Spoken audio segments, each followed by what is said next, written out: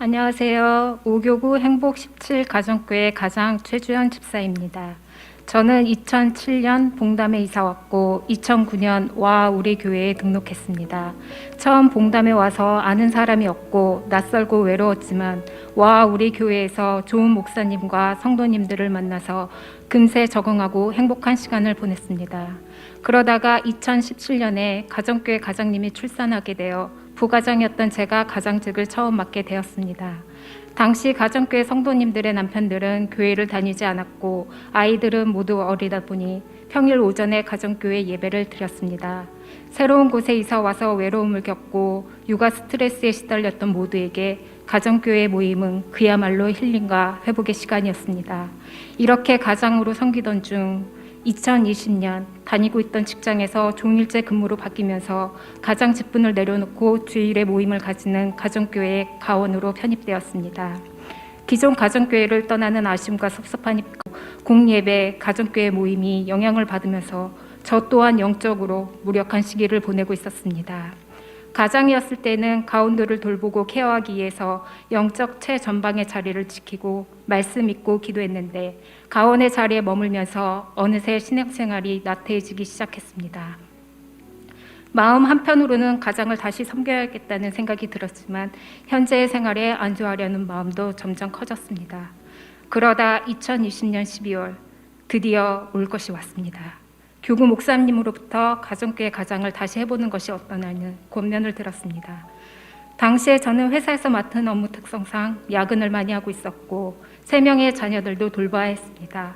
또 대면 모임이 어려운 코로나 시대에 새로운 가정교회 가장 직분을 다시 맡는다는 것에 큰 부담을 들었습니다. 하지만 지난 1년 동안 퇴보했던 저의 믿음과 신앙생활을 생각하게 되었고 하나님께서는 쉬지 말고 기도하라고 하시면서 저에게 다시 가장으로 섬기라는 마음을 주셨습니다. 그래서 순종하는 마음으로 가장 직분을 맡았습니다.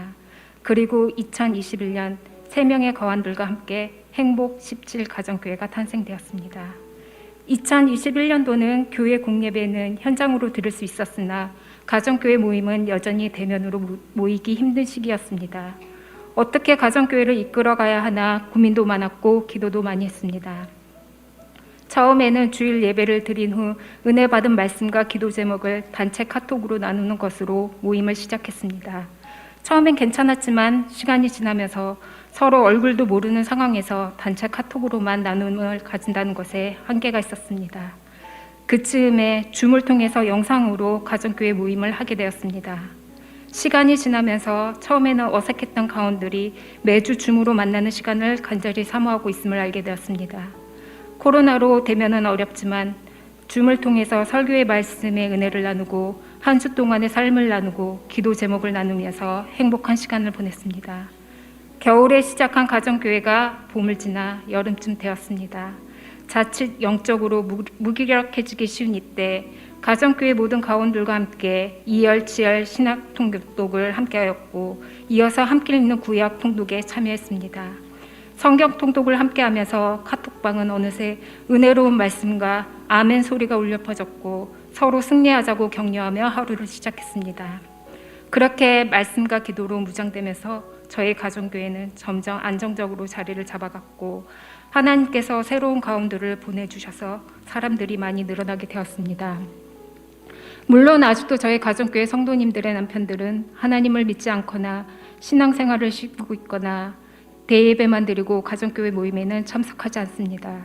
그래서 먼저 된 우리들이라도 영적 나태함이 생기지 않도록 가정교회 모임을 매주 빠뜨리지 않으려고 하고 서로의 신앙을 체크하고 있습니다. 연초에 어떤 장로님의 가정교회 간증을 듣고서 우리도 올해는 52주를 빠지지 않고 개근하자는 목표도 세워서 진행 중이고 예수님이라면 어떻게 하실까도 다 함께 통과해보자고 격려하고 있습니다. 그리고 무엇보다도 가장 큰 기도 제목인 남편들이 하나님 만나고 믿음의 가장으로 세워지도록 합심해서 기도하고 있습니다. 또 자녀들의 신앙교육에 가장 큰 영향을 주는 존재가 어머니라는 강의를 듣고 아이들에게 성경 읽어주기, 잠자리에 들기 전 함께 기도하기, 칭찬의 말을 하기 등 한 주 동안 적용할 점을 나누고 있습니다. 또 매주 모임을 마치면 모임에서 나눈 기도 제목을 카톡 공지에 올리면서 매일 서로 중보하고 있습니다.